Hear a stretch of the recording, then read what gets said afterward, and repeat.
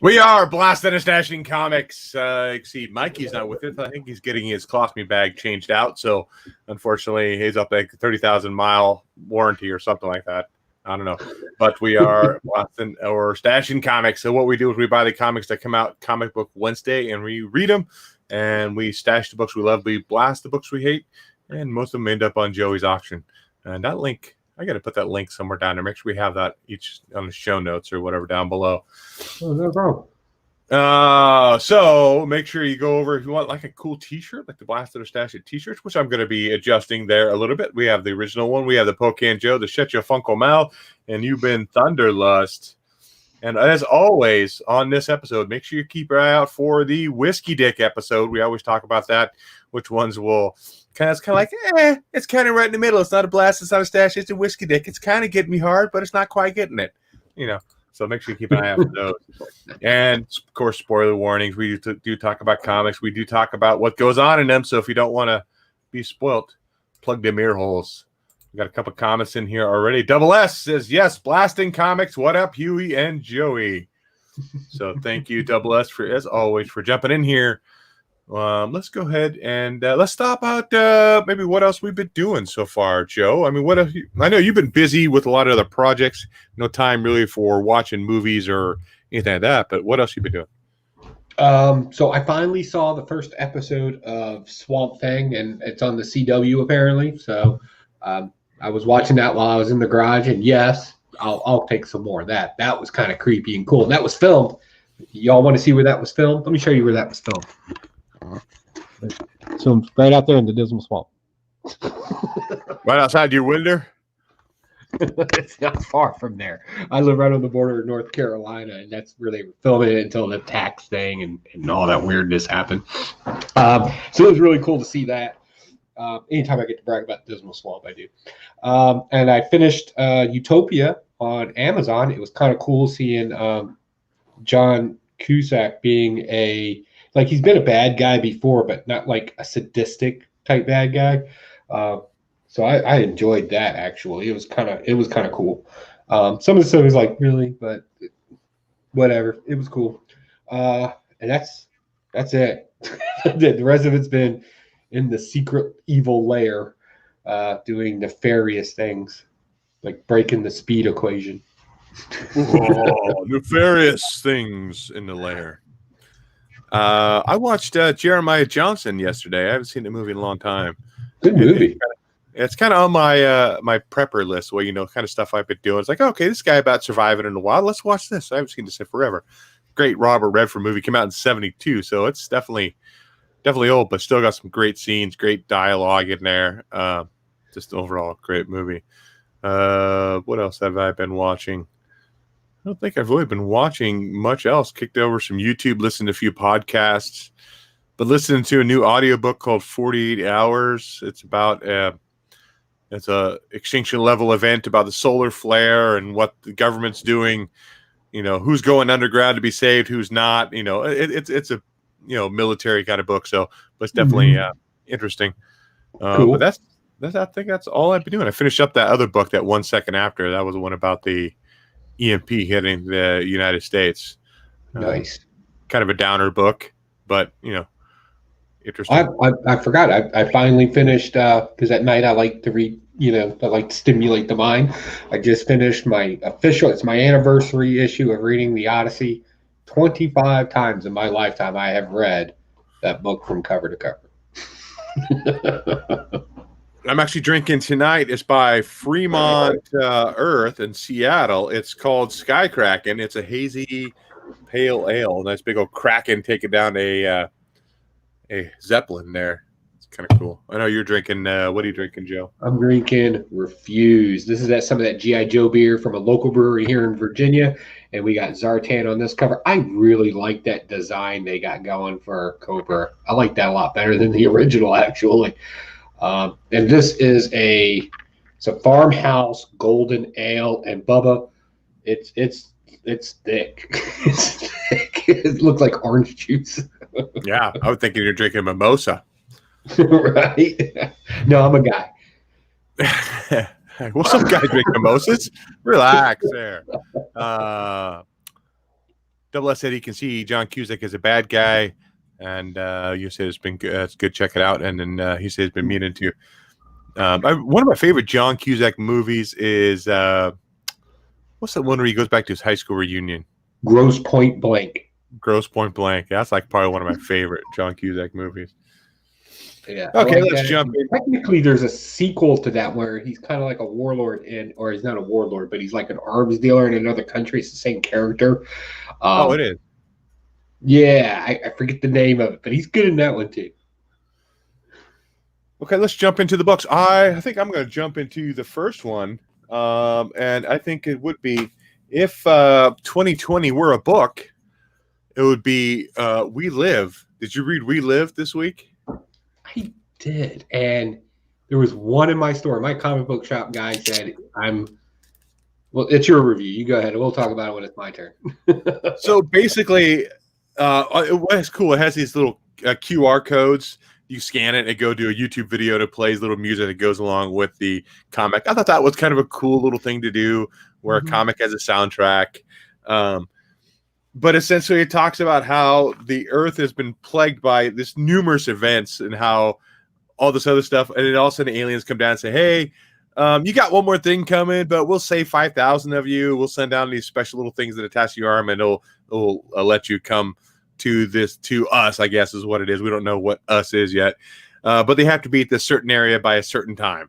And so we got this brother and sister, and they're traveling. They're going to meet the old guy who drives the bus, and they're meeting all the kids and stuff that are on this bus headed to the same area. But we do have some zombie-type people in here that are attacking the kids.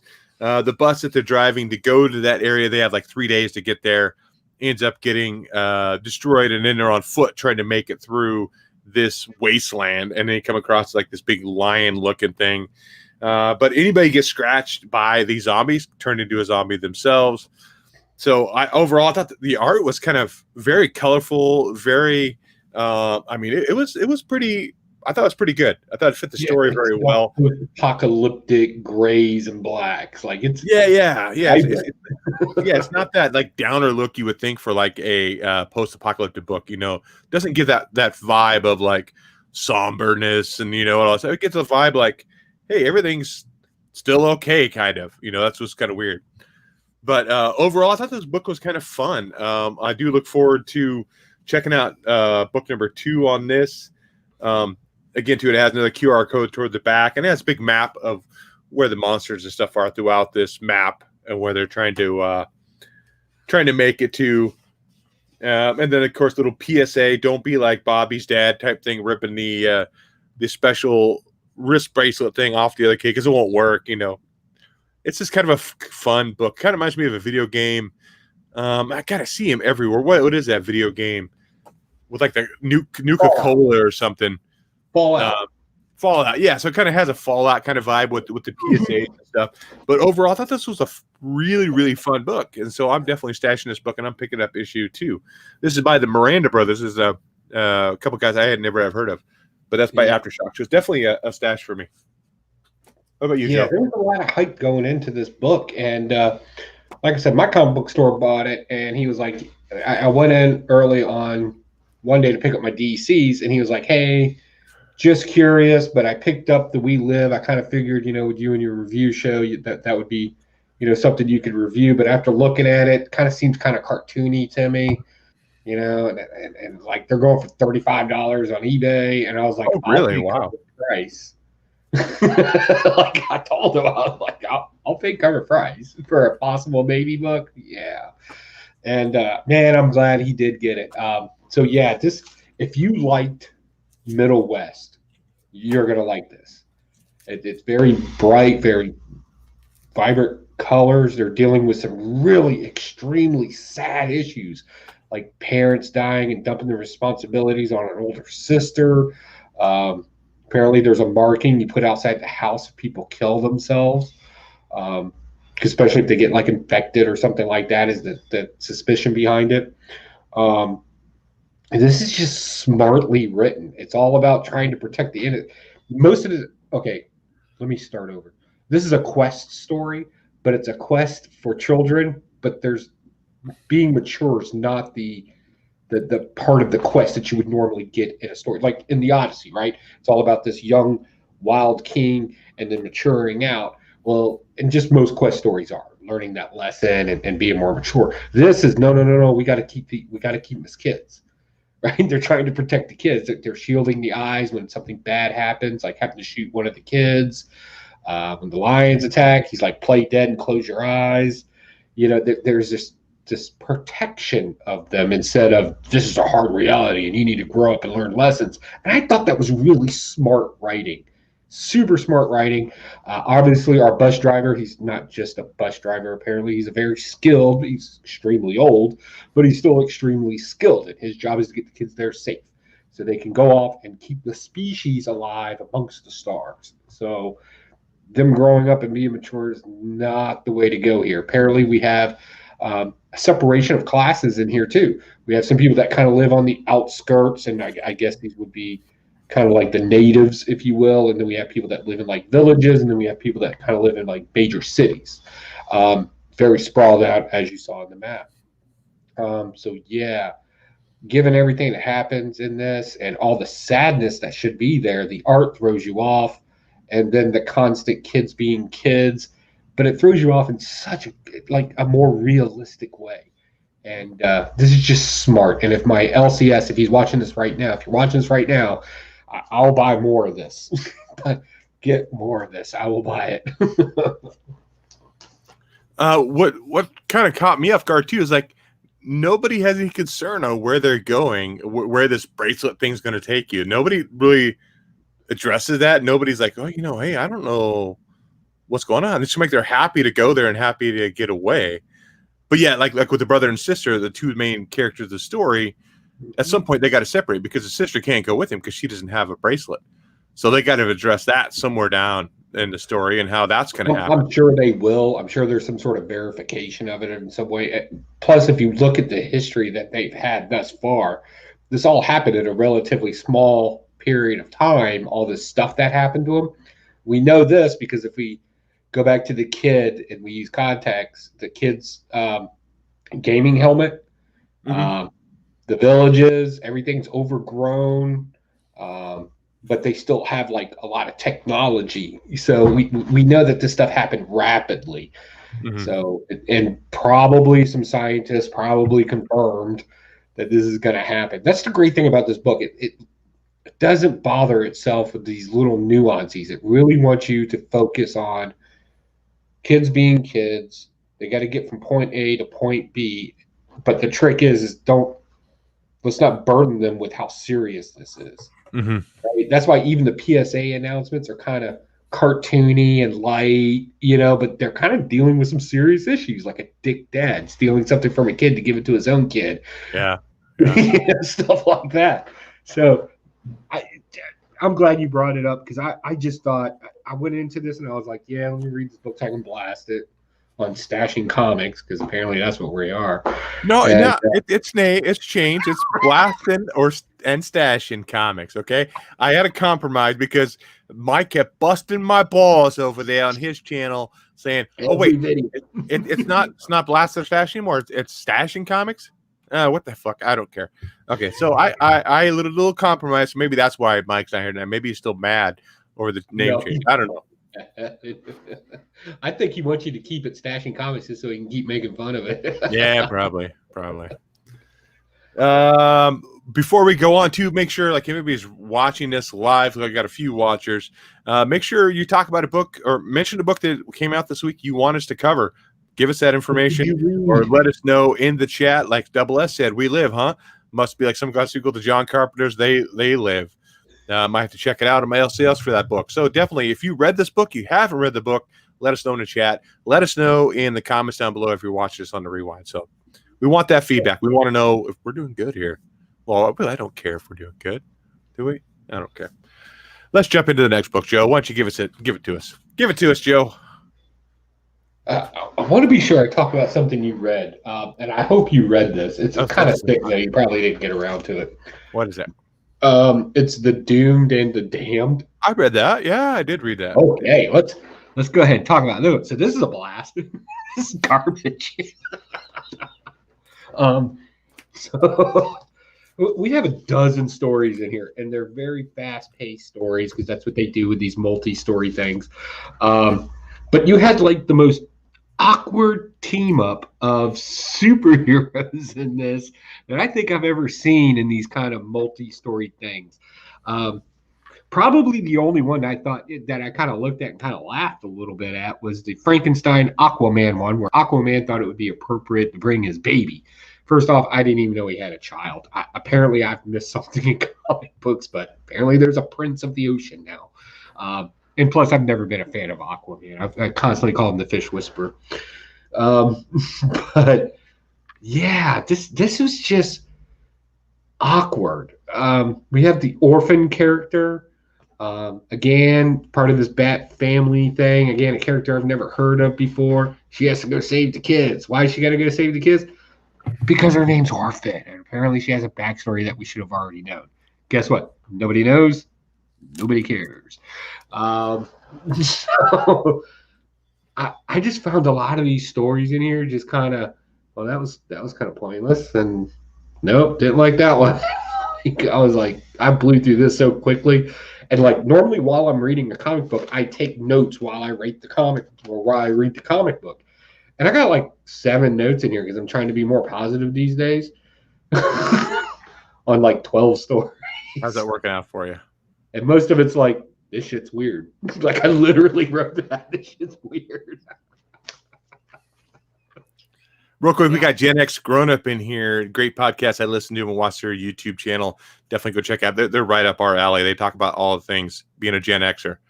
First off, thank you because I've been called boomer here lately. And I'm like, dude, I'm in my 40s. I'm a latchkey kid. I'm Generation X. They're like, what's so great about Generation X? And I'm like, extreme. That's the X. Like, we didn't like the Olympics, so we made our own games, the X Games. We didn't like the idea of like hang gliding right in planes, so we jumped off buildings with parachutes. Like everything was extreme. Limp Bizkit, break stuff. There was. Are you done with your review on this Doomed and Damned DC book? Did I say blast it? Yeah, you did. Yeah, I think right from the beginning you said blasted. You said it was okay. garbage. Then I'm done. Okay. I'll tell you what, my favorite story in this one, and it's probably the scariest story of the whole book, is the very last one with Darkseid in the bar getting drunk. And he says, I could just, blast you guys. He's like, whoa, you guys. Whoa. And they're like, hashtag that, and they're totally going off on him. He's like, whoa, wait a minute, and he's so concerned about his image on social media and being that whole cancel culture thing. And I thought that was hilarious to see that. Darkseid's getting a taxi ride home and he's so drunk that the cab driver can't understand him and everything. I thought that was a great story and it was a funny story and a nice way to end this book. The Batman story, of course, is Batman. I'm going to tend to like that one a little bit more. It was kind of weak, I thought, with like, well, I'll just use this nth metal claw thing that I got and punch the Bloody Mary dude. They call him something different here. Right? It was Bloody Mary. I said that in Bloody Mary. Yeah. It's a Bloody Mary ripoff. Yeah. So, but definitely the Darkseid story at the end was my absolute favorite. It kind of brought a little levity to the whole thing. It's not all about, Halloween. It was just kind of like, to me, and that was Garth Ennis, I think, that wrote that last story, which Garth Ennis is very much against cancel culture. Yeah.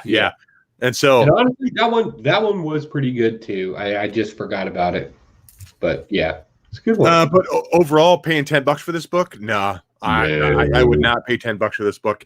And I'm always so hesitant to chip out a tenner on these things when I know almost every single one of them have no redeeming value to it other than maybe I got my $2 worth out of that last Darkseid story. But other than that, it's a blast. Pick it up in a $1 bin if you see it, if you want to check it out. So Legion of Comics says, "What up, comic fans?" We got some new people in the chat. Definitely. We also got a good one, Huey, with the Bloody Mary from Double S. And Family United Comics says, "I'm going to say Bloody Mary. I'm in the restroom. Mirror with the lights off. That's weird. Just say Bloody Mary. Don't, just remember Jesus is watching." This is the last time we'll see him on here tonight, so he's going to be gone tomorrow. Let's talk about another book. Let's talk about another blast. I absolutely hated this book. And this is by Image Comics. This is Commanders in Crisis. Did you read Commanders in Crisis? I did not. I wanted it because I thought it was you're probably so lucky you did not get this book. This was absolutely horrible. So this is talking about essentially a multi-universe, where all the Crisis on Infinite Earth, essentially that's what it is.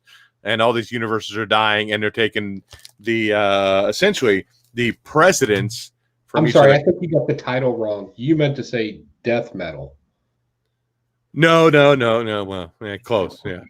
How many times are we going to have Crisis on Infinite Earths or Crisis on, Marvel 616 and this, It's a good way to, it's a good way to revamp your titles. Okay, wait a minute, we need to stop and we need to tweak this up. But really, this was absolutely awful. I hated this book. So we have these characters here. They have the Seers, a quantum god, 1 minute at a time. We have the prize fighter, as strong as the crowd hopes he is. We have Sawbones, which I think this was kind of cool. He was an action surgeon. So, and then we have the originator, innovates vocabulary, alters reality. And I thought there was one more, the Superman looking dude. What was his name? But so you wrote through the whole story talking about how they're coming from different universes to save the Prime universe. But here we are here at the end of the book where it shows all these characters. Noah Rowe, prize fighter on Earth, America's first gay president, America's first black woman president, a Latino president, first Pakistani woman president, first woman president on this Earth. This is garbage, dude. Wow, you actually do a comic book. I actually do a comic. Yeah, I hated it. I thought that was so lame. So it was just very much down your throat kind of stuff, and I just don't appreciate that, And award best new character class goes to Action Surgeon. Yes, that kind of character was kind of cool because that was the only character of the whole story. And then Stitches under gunfire. Ah, yeah. Almost like that meme with the police officer. It was like a police medic, and he's beating somebody with a baton. He goes, "Let me heal you with my baton," beating stick. But yeah, that book was garbage. Total garbage. Total blast. What do you got going on, Joe? Oh, let's see here. I don't want to get into Exosword just yet. I still need some time to breathe from that. So let's talk about the Superman. Superman number 26 came out this week, and it's our second appearance of, and I know I'm going to butcher this name, and if you can spell it phonetically in the chat, that would be great. But I want to say it's Samar. I want to say it's Samar. It's spelled like a Middle Eastern name, and I know Middle Eastern names, so I'm going to go with that. So if just quick catch up, real quick, if you don't know, his last appearance, first time we've seen him, kind of got an origin story on him. Alien race has been kind of following Superman as he's grown up. Then the leader's like, hey, I want my Superman too. So then they kind of hatch this cat. And then they kind of convince him that you need to go and fight Superman because he may be a threat to us. And this guy's like, sure, cool. So he takes off. I like the way they drew him in here. It's kind of a unique character. They got this whole kind of my light to your light. It's kind of like a religious undertone. I forget what it's called when that religious class is ruling something. It doesn't matter. So this cat flies to Earth, and this dude's not talking. Superman's trying not to fight him. He's like, hey, I'm opening up my mind. I don't even know what this means. In case you want to talk to me, through psychic wavelengths, or he's trying different languages. Like he's trying to talk, and this guy's not hearing it, right? This guy's just putting the business to Superman, and he's putting the business to Superman. Like he's hurting him. And Superman's trying to figure it all out. And of course, we end the story with, okay, enough's enough, because that's the way Superman is, right? Superman's like, you're going to push me so far. And then at some point, it's time to put, laser vision, pew, pew, right? So we kind of tagged off there. So we're going to see where this ends up taking us. I'm interested. I'm back into Superman again, like legitimately. So yeah, I'm going to carry that. Did you read it?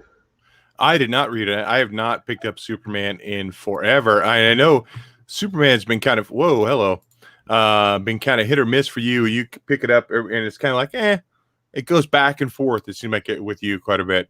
Yeah, and it's still I book like you picked up though. I want to. Comics, they say the art is fantastic in Superman right now. You know what? I generally try not to be an art critic by no means, but I will say it has been a lot better this run than I've seen it in some time. Very vibrant, very colorful. You can actually see things in the background. Nobody's taking like these stupid shortcuts. Like, remember when in a couple of issues ago where we were talking about Justice League Dark, and they literally just did like a stick figure in the background. Mm-hmm. And I was like, that's what I'm paying $8 for right there. I was like pointing it out. Not doing that in this, and they're still dealing with the whole Clark revealing himself. I wish they would get off that. Whoa, he revealed himself. He's revealed himself 80 times now. He's quite the exhibitionist. Wow, flopping his little Superman out there. Yeah. Not good revealing. What did it? Open your mind? Is that what you said? Like this? Open your mind. Yes. Open your mind. Good catch on Quado, or whatever his name is from Total Recall. That's what it was. Stomach dude. Yeah. Yeah. I thought about getting that tattoo on my stomach. Get the whole tattoo. Of the character and open your mind. No, not the text. No, I really wouldn't do that either. That was funny. Whatever, I'll pay for it. Like, let's. Yes, I'm all about bad decisions. Let's roll. Yeah. All those underneath it. Another Pocan Joe. Good decision. Got Buddy in Comics. Legion Comics. Yeah. Okay. Let's talk about. I kind of want to talk about a book that we both read. I'm digging through my stack here. Well, if you watch my show, you would know it. I did watch it. I'm throwing it out there, bud. I'm having a hard time remembering. Do you read The Vein? My shows are long because I ramble. I don't need to brag. Did you read The Vein? No, but talk about it because I want to know about it. Talk about long, right? Talk about The Vein. So in this book here, it's about a group of vampires. It's back in when did I think it's 41. Yeah, so it's Chicago, Illinois, August 11th, 1941. So they're going to rob what you think is a bank. They're going in there, telling the guy, get down, let me into the vault, blah, blah, blah. We find out they're vampires, and they're robbing a blood bank. They're not robbing a regular bank. They're robbing a blood bank in 1941? Yeah, which I didn't think blood banks were really prevalent in 1941. But, Joe's muted himself. He's got to go yell and scream about something. So they're robbing a blood bank, and they end up getting enough to survive on this here for years. That's what the whole thing is. And then it jumps to a story about the FBI agent under J. Edgar Hoover, and he has this theory about people robbing these blood banks. And he's never been a field agent. He really wants to be a field agent, and he convinces Hoover to allow him to be a field agent. And then it goes down to back to them robbing the blood bank, and then it jumps back and forth between history, and we find out the two female vampires, of course, they're scissoring. I'll do that. But then World War II breaks out, and then all of a sudden the vampires then are in J. Edgar Hoover's office, and they said they want to kill some Nazis, and so they actually want to go to Germany and fight on America's side as vampires going into World War II. So having that historic aspect, I'm a sucker for these kind of books where it has a real world aspect, Hoover, World War II, Nazis, and stuff like that. So I'm really digging that. This is let me find it here. Let me find it. There it is. It's a Whiskey Dick. This is the Whiskey Dick issue of the week for me, because again, it has that real world alternate reality. What if vampires were in World War II fighting on our side? So yeah, it's a Whiskey Dick. So it's a issue. So apparently the first blood bank was in 1932. It 41. was established, and you found it. Yeah. And it actually happened in Chicago, right outside of Cook County, a hospital in Chicago, established the first hospital blood bank in the United States. So maybe that's why too, is like, if you look at modern day, a vampire, I guess, breaking into any hospital would have supply of blood. So that was kind of a big thing back then. It probably weren't in every single hospital either. So that's why they hit the mother load. Mm-hmm. Yeah, it's interesting. See, a little smarter every day. A little smarter here on Blastin or Stash, or Blastin and Stashin comics. We tried to give a little education along with our nonsense that we talk about. So, all right. So we're ready for the big reveal issue now. What reveal are we talking? Some of the meat and potatoes here. Let's go ahead and talk about Spider-Man number 50. Now, before everybody gets excited about how great the Alex Ross cover was, I don't know what he's doing in there. Yeah. Like who stands, like if my hands were down here and my hands are like right, that's bad, right? So I couldn't. He's touching his web shooter, isn't he? Beautiful 1 in 50 with the goblin on. I need to get moved that way. There we go. That's a little bit better. So that's pretty cool. So big reveal. So this is that part where we gave you the warning in the beginning about spoilers. So if you don't want to know, pause it, or not pause it, but mute it. It's Harry Osborn. That's it. Do you remember Harry Osborn, don't you? Yeah, that's that was a big reveal. But this one is like super sadistic. He actually digged up the Stacy family. If you've been following this issue any, he's kind of like an underworld, kind of in between worlds type character, death and a life. And he's been chasing down Slow, playing this whole messing with Batman thing, even to the point where he made Norman Osborn say a bunch of stuff or do a bunch of stuff, and made Sin Eater do a bunch of stuff, and even kind of got involved in some of that Last Hunt of Craven stuff. He's been in and out of this. But we finally found out just how sadistic he is, because he digged up the bodies of George Stacy and Gwen Stacy and set up a dinner party with their rotting corpses there. Definitely a great Halloween issue. But I've waited so long. Like I've yelled this in this show. I'm like, what the hell is going? Just tell us already. And then they're like, who was the Red Goblin? I forgot. Now it's been a couple years now, right? Yeah, it wasn't Henry Osborn. Like Henry Osborn was just like another version of the Green Goblin, right? Or he was the Green Goblin at one point too. Like, why is in comic book lore? Why is Henry Osborn? Why would that be the big shocker? What's going on there? Yeah, I don't know. So yeah, there you go. So basically, this whole thing since issue 1 has been a family feud between Normie and Harry. Good job, Marvel. Thank you for that. Chasing that one down. That's what you left me with. Whiskey Dick issue. With the reveal. What you think about that? I picked up issue 49. I think it was last week it came out, or maybe it was 2 weeks ago. 2 weeks ago. Because and I hadn't been picking up Spider-Man in forever. and I really dug that issue. The whole fight, I mean, Green Goblin and Spider-Man fighting together against this Juggernaut. Juggernaut. Yeah, so that was really great. So I thought, hey, I'm gonna start picking up Amazing Spider-Man again. I did pick up this issue. I haven't read it yet, but it's been one of the ones I'll be reading definitely this weekend. But yeah, maybe he's touching his little Harry Osborn there. I don't know. I don't know what's going on, but that's a very awkward cover. So thinking about that real quick, I have an issue that I'm going to be giving away this week too, to one of our live chatters in there. So I'll do an announcement maybe on our Facebook or Twitter, and maybe both. I'll give away an issue. I have another monitor over here, so I'm considered a live viewer too, right? You have this book, so it wouldn't make a difference for you. Which book is it? For Halloween, I'm going to give away a copy of The Doom and the Damned issue 1. $10 issue. Or the book we blasted.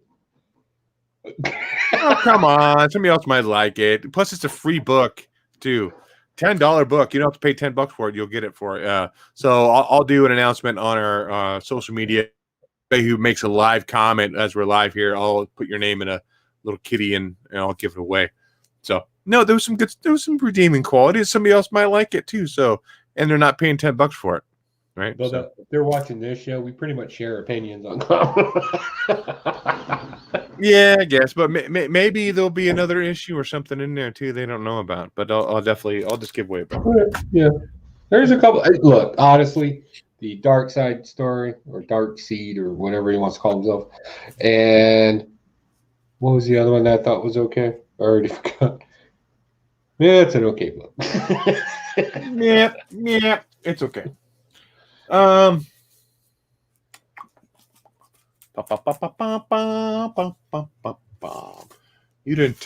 You talked about Dark Knight's Metal, didn't you? You did. No, I just mentioned it.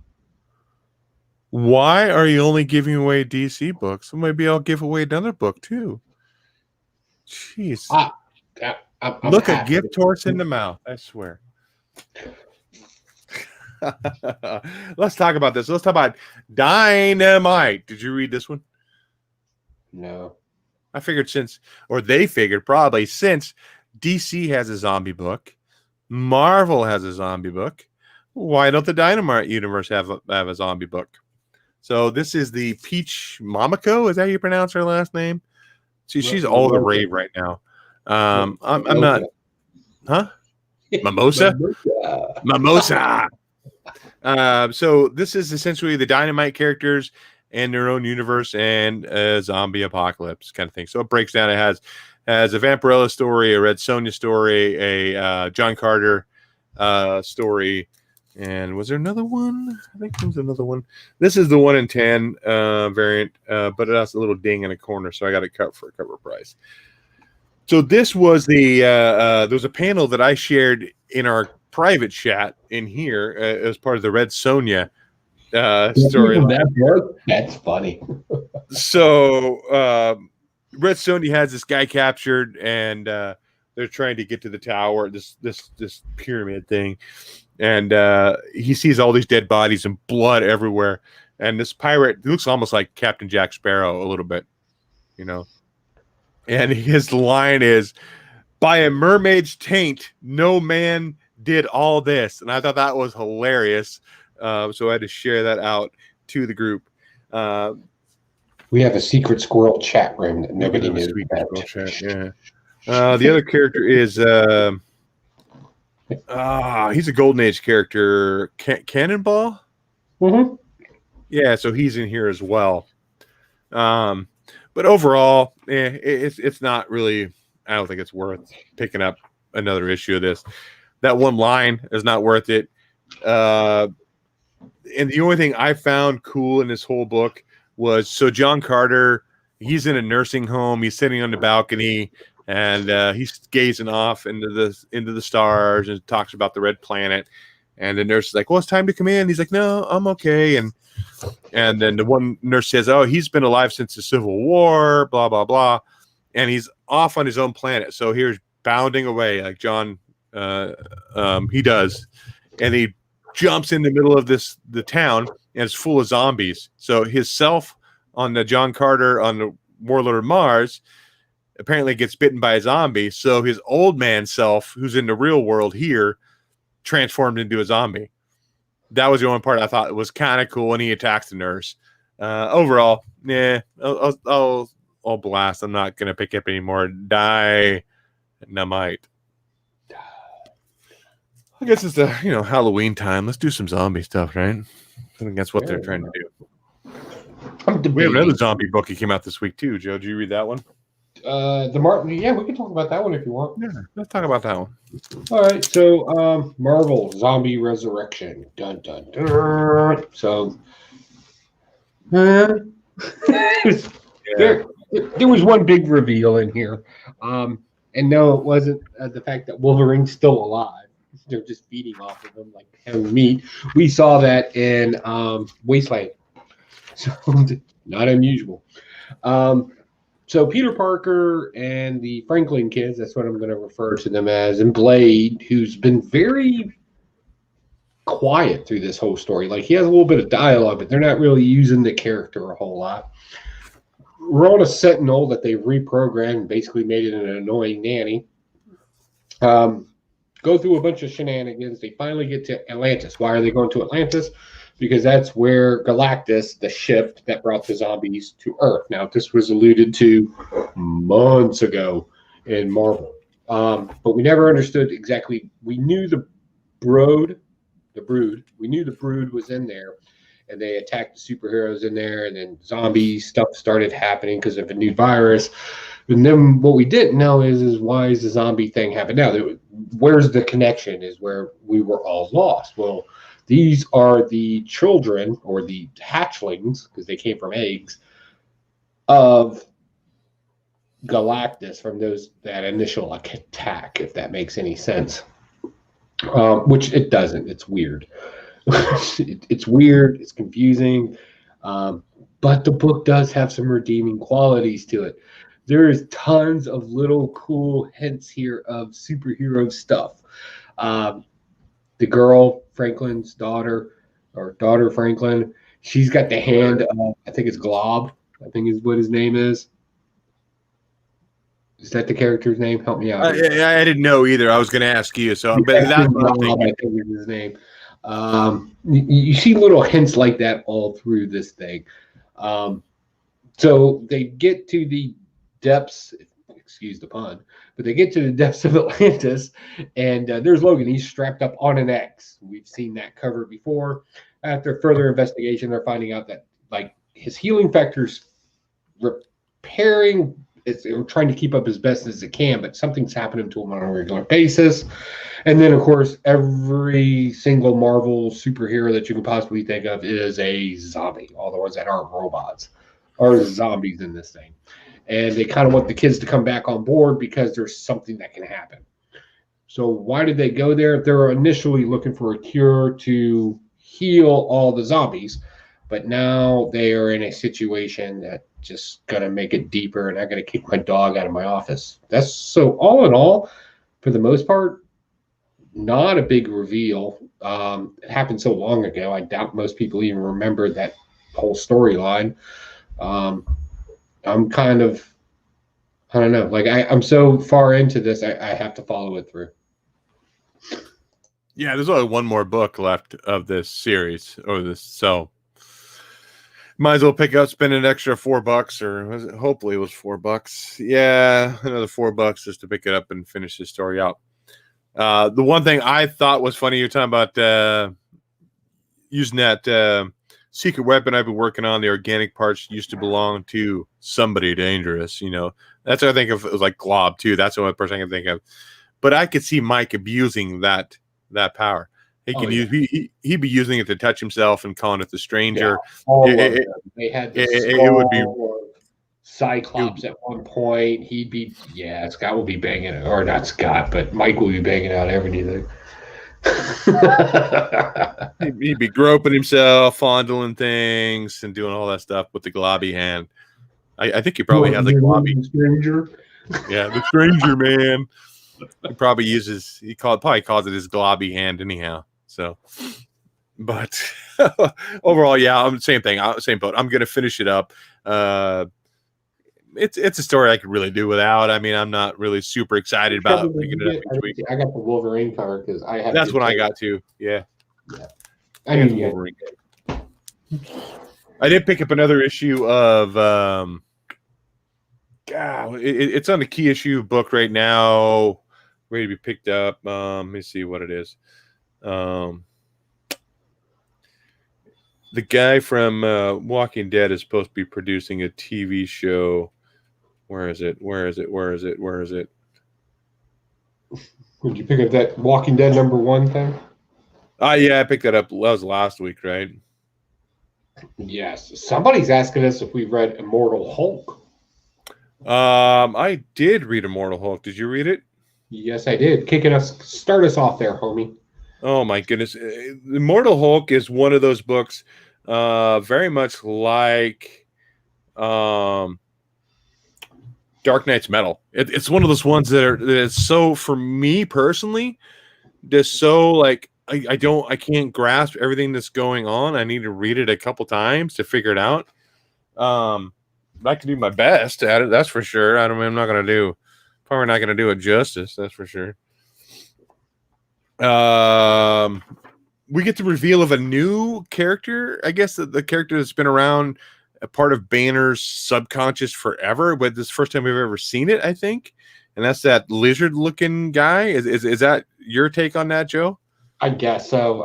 For a minute there, I thought, well, it looks like some weird adaptation of Abomination, and then I was like old school Abomination, and I was like, no, it's a lizard, and it's been around forever. Who is this? Yeah, so he's there. He's part of Banner's subconscious because his dad's such a dick, and keep calling his little mutant son and kicking him around. And how dare him read what was the book he was reading? It was the Lost in Paradise. Yeah, Lost in Paradise. He's only 3 years old with Hills. He's kicking him around. But as he's crying himself to sleep, that lizard-looking guy who we think is part of Banner's subconscious. So, hey there, big guy. I hear you, kid. I love you. I'll always be here for you. He's not your dad, not a good dad. A dad can't hurt you to be a good dad. Just let me out, okay? So, and this thing's begging to be out of Banner's mind and be part of the real world. But it's something I don't think he ever lets out. And here we are back into this subconscious where the leader, is kind of in a Hulk form, dragging around the baby Hulk. I think it's the baby Hulk through that subconscious, and everything else is kind of strapped up. But then when that lizard Hulk finally gets out, it's kind of like he's there to protect Banner's self. I think that's what I got from it, and is there to kick the leader's ass essentially for attempting to hurt Banner. So Banner's finally left that out of his subconscious to let it run wild and to do what it can to protect it. So I love how mental image, this is from Legion of Comics, I love how mental image of the Devil Hulk came from the serpent in Paradise Lost.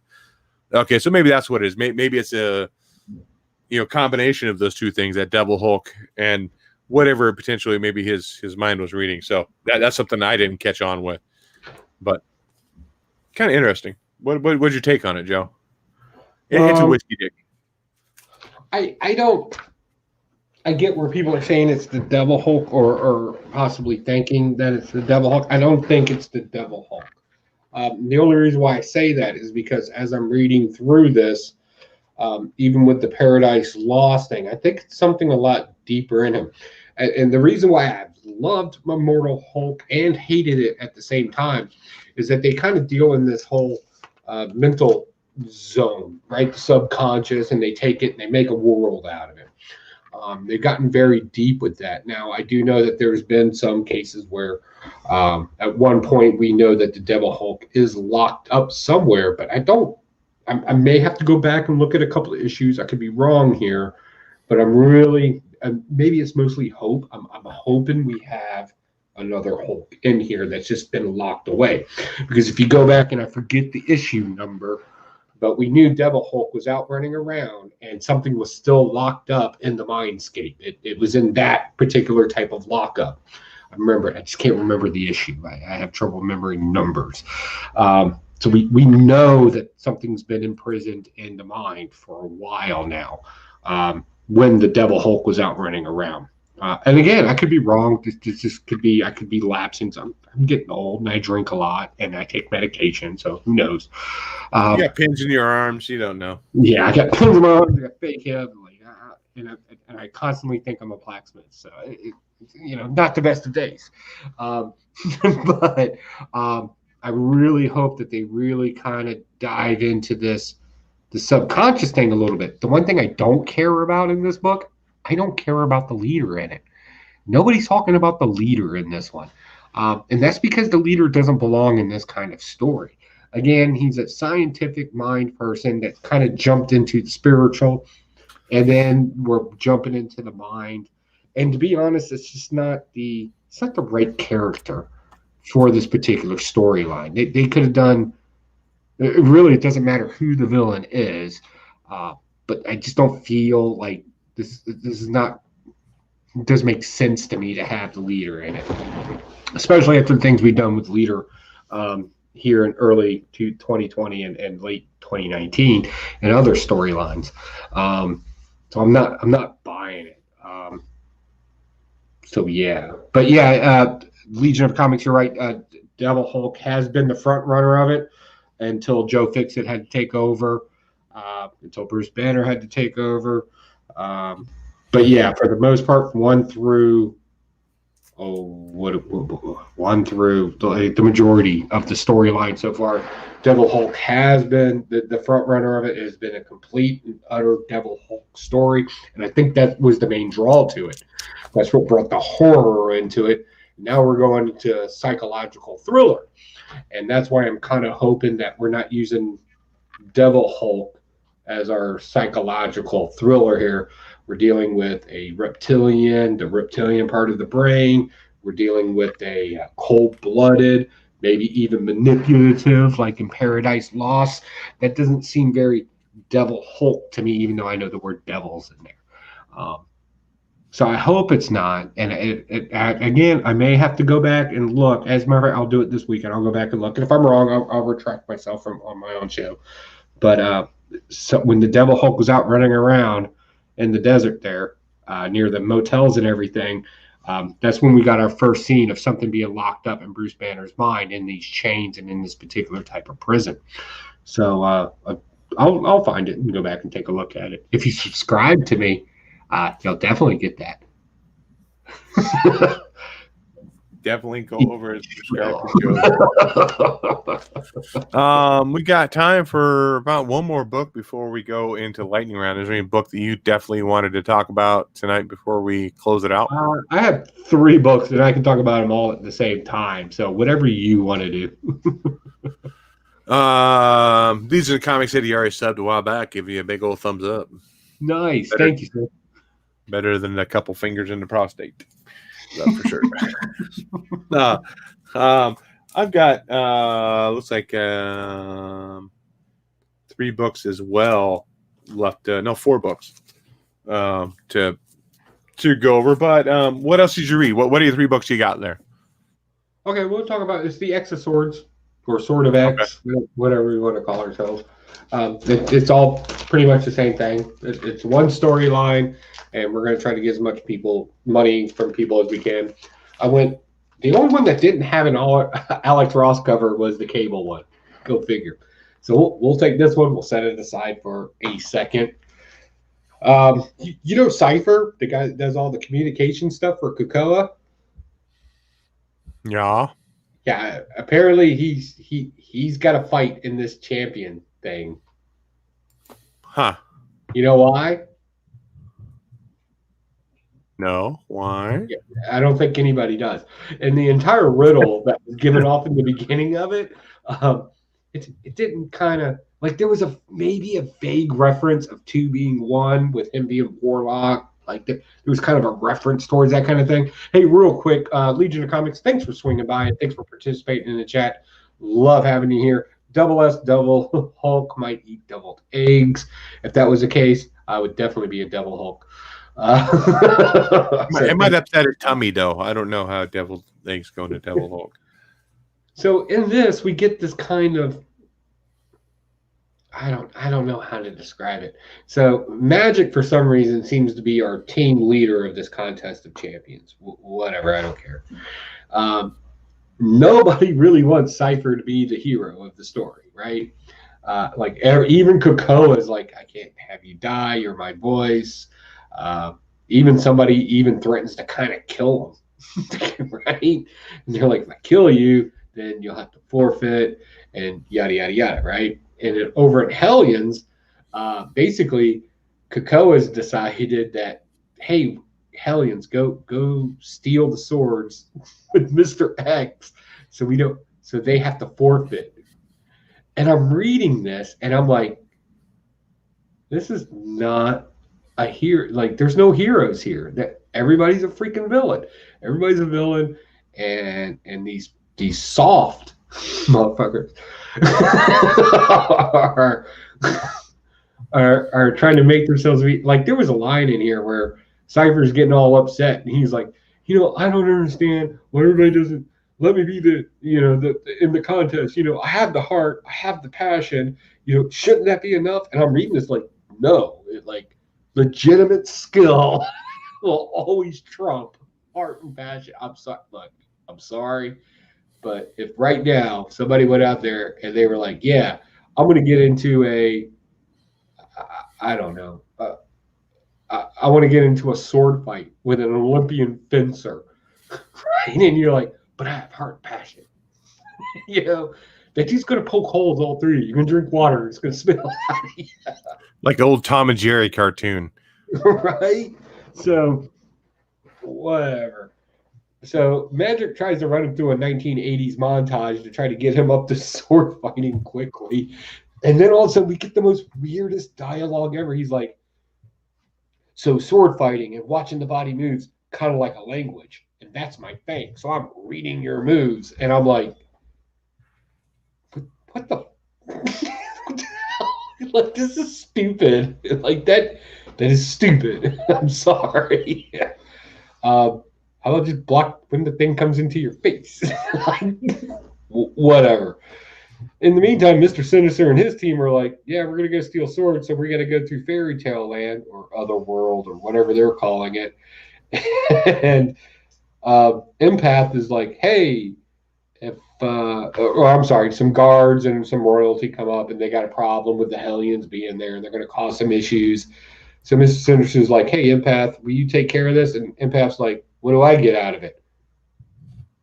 And he's like, well, I want this guy named Grey Crow over here, by the way, racist name of all time to call a Native American.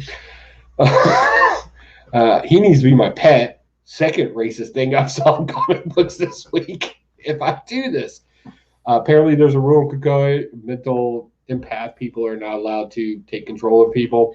Sinister's like, fine, because Hellions get to work off different rules. They're like the dark ops guys. So he blesses off on it.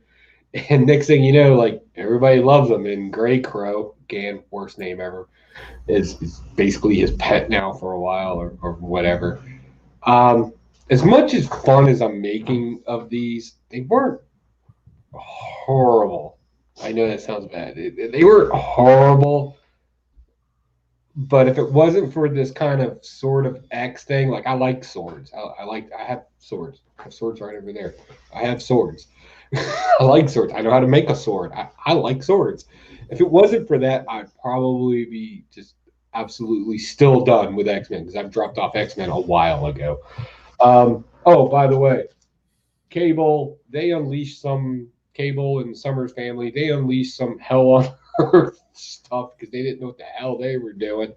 Kind of religious undertones to it with cleansing, using verbiage like that. Some far off dimensional being on a sword space station. So these guys are coming, and then he like shows up, fist pounds Magic, and is like, "Hey, what's Cypher doing here?"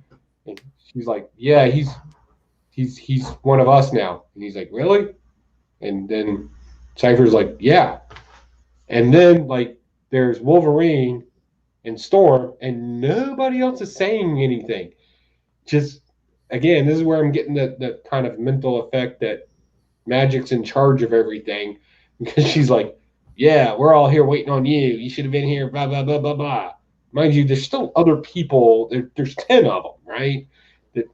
That's all that's there. It's 5. Half of them are there, and she's freaking out that Cable didn't show up in time because he's in space fighting space zealots or whatever the hell they are. This stuff is all over the place, and it's the reason why I've had a problem with X-Men from the beginning. But you ready for this one? I want to ride this pony through because I'm going to need something to blast on Stashin Comics. That was my line before you changed it back, and you changed it back and you ruined it for me. God, man, I'm sorry. Yeah, this event, this sort of X, is what's going to kick me off of X-Men altogether. Unfortunately, I mean, I'm not picking up any of the X-Men stuff anymore because I don't really care about it. So I'm kind of like, I'm done, and that's unfortunate because I was really digging it. As long as my comic book store has them, I have told him if it's a X of Swords story, I want it. I want to ride this pony through. I will take one for the team because I don't want everybody to go out there and be like, well, it's an X-Men story. You got to read it. I will be show up on Friday night. If your friends are like, oh, X-Men are the bomb, I don't understand why nobody likes them. Bring them to the show. I'll be happy to explain to them why this is horrible writing and why this just doesn't work. It doesn't make sense. Trying to find a thing real quick here. Real quick, I commend you, Joe, for reading all Jonathan Hickman X-Men and X-Men related books so far. I think Hickman's run on X-Men is much for me, especially when sort of. All right, so here's my thing. I think this is my theory, and I want to go ahead and put it out there right now. And I haven't heard anybody else on YouTube, comic book related, say this. I may be the first one. There's something going on that we're just not getting in this story. And I think what it is I think Krakoa is actually a prison. I think this is all one of those things where at the end we're going to find out it's, the mind fuck thing that I always hate when writers do it. When they want to explain a bad story, they're like, oh, it was all in somebody's mind. They do some garbage like that. It's either mind prison or it's an actual prison. Open your mind, Quaid. Open your mind. I promise you, when we get to the end of this run, it's going to be, it never happened. It's going to be like magic. Let's see. I'm sorry, I took way too long on that one. Sorry. No, you're fine. You're fine. Nothing there. This is going to be here. You're going to ride that pony.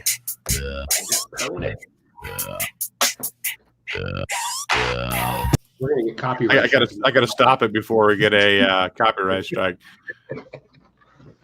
I'll talk about my books. I guess that was kind of a lightning round. I'll go ahead and jump into lightning round on mine too. You start the lightning round, I'll finish it because I gotta kick my dog out of my office again. Oh my goodness! Detective Comics 1028. This is kind of a filler issue between Joker War and what's moving on next. Very much like a Headless Horseman kind of vibe in this kind of a Halloween kind of story where a police officer dies in the line of duty and everybody talks about how he's crooked. His son takes up the mantle of the police officer, riding around on a horse, chopping off the people who did his dad wrong. But he has some proof in the saddlebag that his dad was not this crooked cop he thinks he is. But he's actually a good guy and a hero. But Batman said, well, you've dishonored your dad's name by killing the people you did.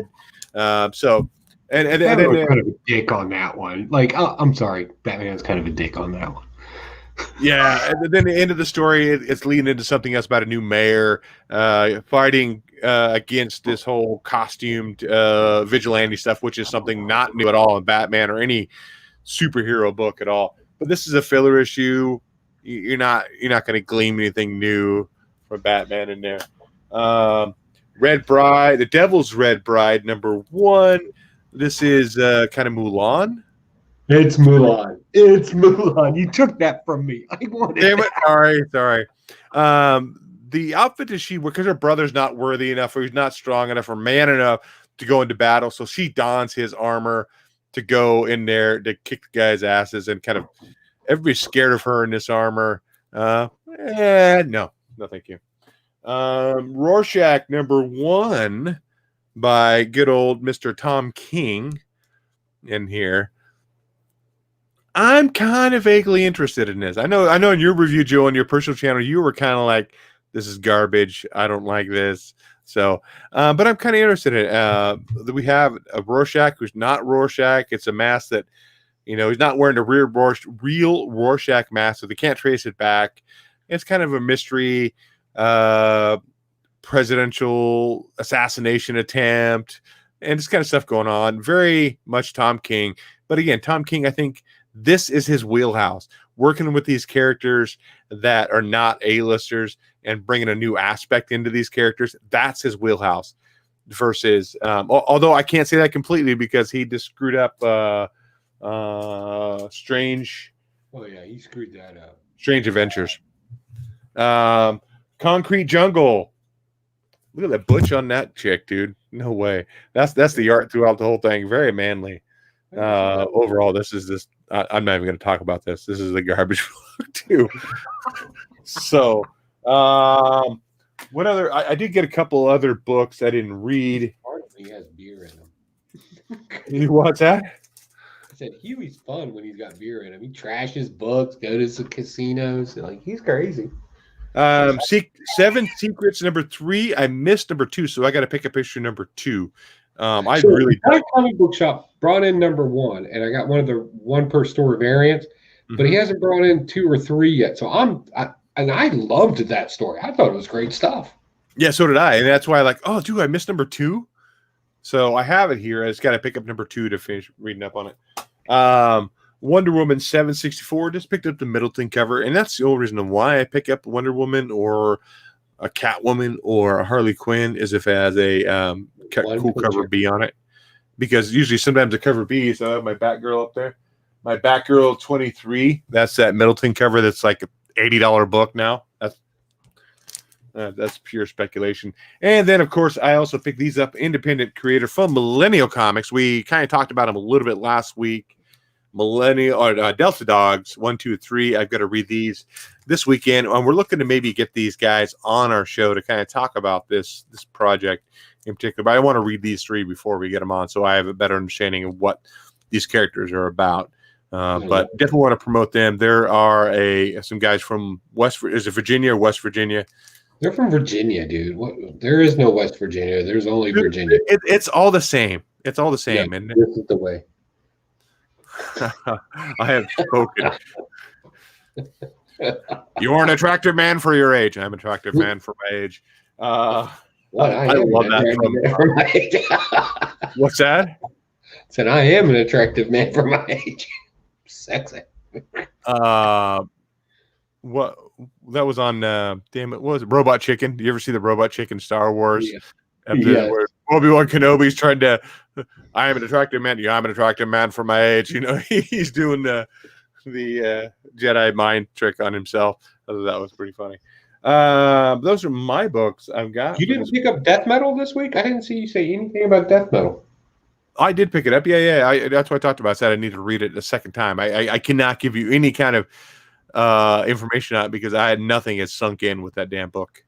So fair enough. All right, I'll run through my lightning round. We'll make this one quicker than normal. Quick like a rabbit. Quicker than normal. Woolly lamb's tail. That's what she said. That's what she said. Avengers #37. This ends the Khonshu storyline where Moon Knight took on the Dark Force to beat Khonshu, and then Thor shows up and gives him the business for taking his hammer. If you don't know, we're still under the deal with Mjolnir being made out of moon rock. Doesn't make much sense, but let's roll with it. It is what it is. And then we see Baby Starband in here, who still to me looks like Baby Trump. It is absolutely hilarious.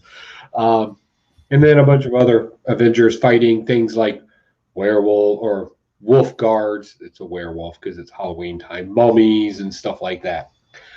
All in all, I enjoyed this entire run. It was a great ending. It was just classic Copper Age storytelling, so I enjoyed it. It was kind of silly in some instances, but in others, it was like, oh, that actually happened. Oh, cool.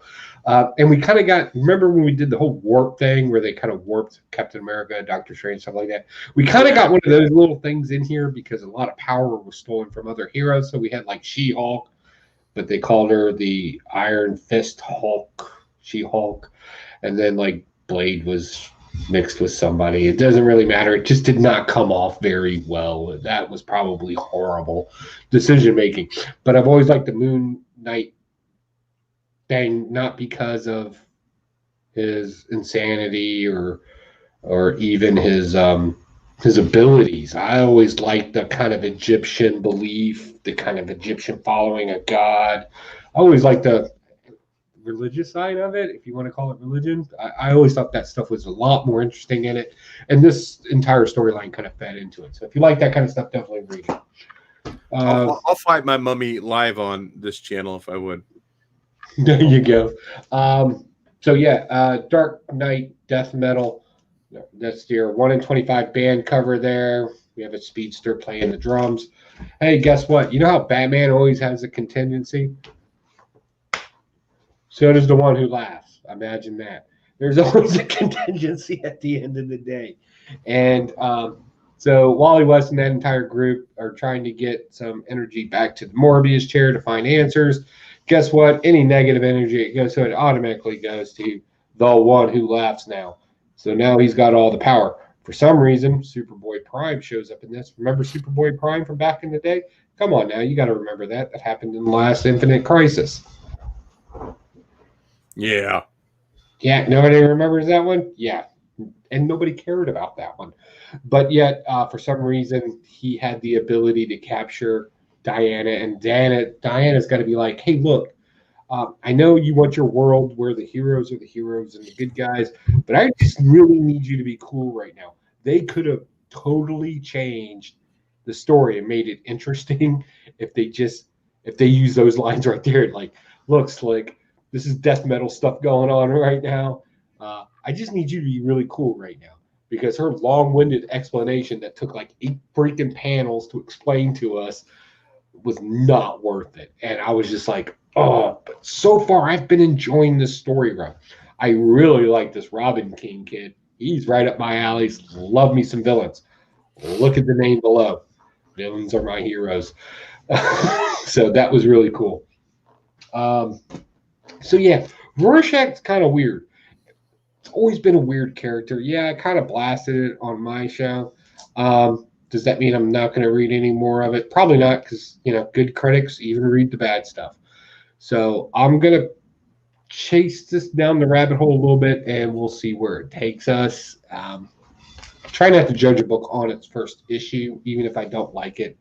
I'll probably pick up 1 or 2 more, and then I'll say definitively it was a garbage book. You were absolutely right about Detective Comics.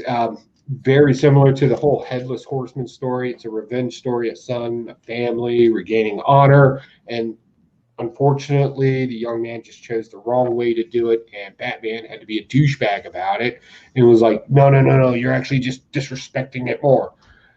I'm sorry. If somebody dropped my father, I would be dropping bodies left and right. Like, that's just not 2020. Well, maybe 2020. I don't know. Let's have a ride and figure it out. Okay, moving on to my indies. Yeah.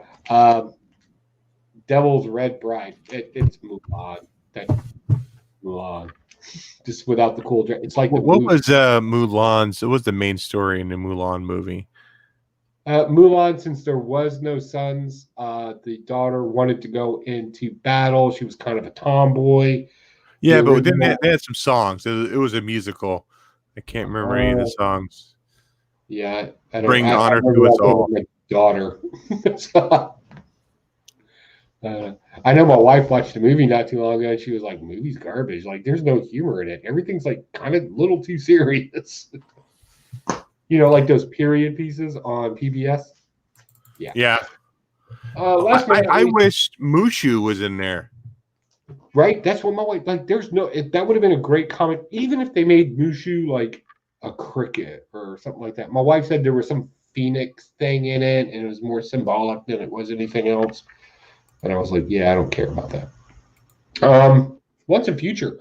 If you like good storytelling and you like the awkwardness of fitting random stories together, which sometimes happens in shows like, oh, what was the one about the warehouse with the number Warehouse 51? It was on Yeah, Sci-Fi. I know you saw it. It's right up your alley. right up my alley. You know how they take alternative history and they kind of make it like a sci-fi or Oh clickbait? yeah. Okay, so that's kind of what they do it in here, but they're doing it in a different way. They're doing it in a literary sense. They're taking stories from the past and they're making random connections in it. So in this, Duncan's our young hero, him and his granny. It's kind of cool because right now they're in the middle of the story of Beowulf. And first off, Beowulf is a great story to begin with. I don't recommend watching it. It does not visually go well. It's definitely a reader. Get the long form of it, read it, you'll enjoy it. Just push yourself through the first 2 chapters, you'll be fine after that. But then we find out that, and this is something they haven't brought up yet, which was interesting, that we're dealing with stories and fable, and somebody has to complete the story. So in this, and I was about to drop this, I really was until this point was brought out in this issue. So with Beowulf dead, Grendel dead, now the mother attacks, Grendel's mother. And somebody brings up the fact that, well, we've killed Beowulf, you've killed Grendel. The person that kills Grendel has to defeat the mother, because that's the way the story rolls. And then they kind of did this unique thing of I don't see very often, and it's very hard to do without it coming off chintzy and weird. They've combined the story of and the old school story of Excalibur, like before King Arthur, and Beowulf. They combine that, and which you can do because it's all based off of a hero's arc. You know, when you're dealing with a hero's arc and a hero's redemption. So they're very clever. This comic book's not getting the credit it actually deserves. It's funny, it's witty, it's a little quirky, and you get this really cool kind of concept where you're kind of messing with history a little bit. So really good stuff. I'm sorry, I said I was going to be shorter than normal. Okay. I was just checking on. No, I pretty much lied to you. So you lied, you liar, you're a liar. I wanted this guy in that comic, really did. Right. Dishonor on you, dishonor in your cow. That's what I wanted. I wanted to see that. Eddie Murphy. That's what I think of Eddie Murphy in that role. Anything else before we bounce out of here? I talked about checking my social media. Definitely check us out on Facebook, Twitter, Instagram, all that fun stuff. And I definitely have that DC horror book out. I'll make an announcement on one of or all of those. Let me know the winner is of the book of the week. That's not really the book of the week, but it's a book we're giving away this week. How about that? Because it definitely wasn't our top pick for the week. Some redeeming qualities, some not. But anything else before we jump out of here, Joe? I don't know. Let's just hang out and talk, about life and feelings and other things that I don't have. Okay, welcome. Thanks everybody for showing up. This has been Blasted or Stashin Comics. We'll catch you guys next week. We're going to be doing a special Halloween episode. We're going to talk about our top 10 Halloween or horror movies. And I think Mike's going to be on here, Joe. Maybe try to get a couple other people as well. Just kind of have some fun and kind of talk Halloween stuff. This is right up Mike's wheelhouse. Like he is. It is a horror movie. It is totally up his wheelhouse. He'll probably have cards all laid out all over his room, trying to figure out. Okay, no, I don't want to talk about that. With that, I don't want to move that to number one.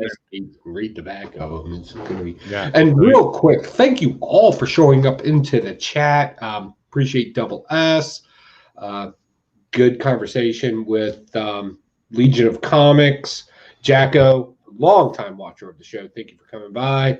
Family United Comics again. These are guys that look like they have channels and things going on. Definitely swing by and check it out if you're catching us in the after show. What comic books did you read this week? Where do you disagree? Where do you agree? More importantly, what did you think about what you read? Let this be your safe haven.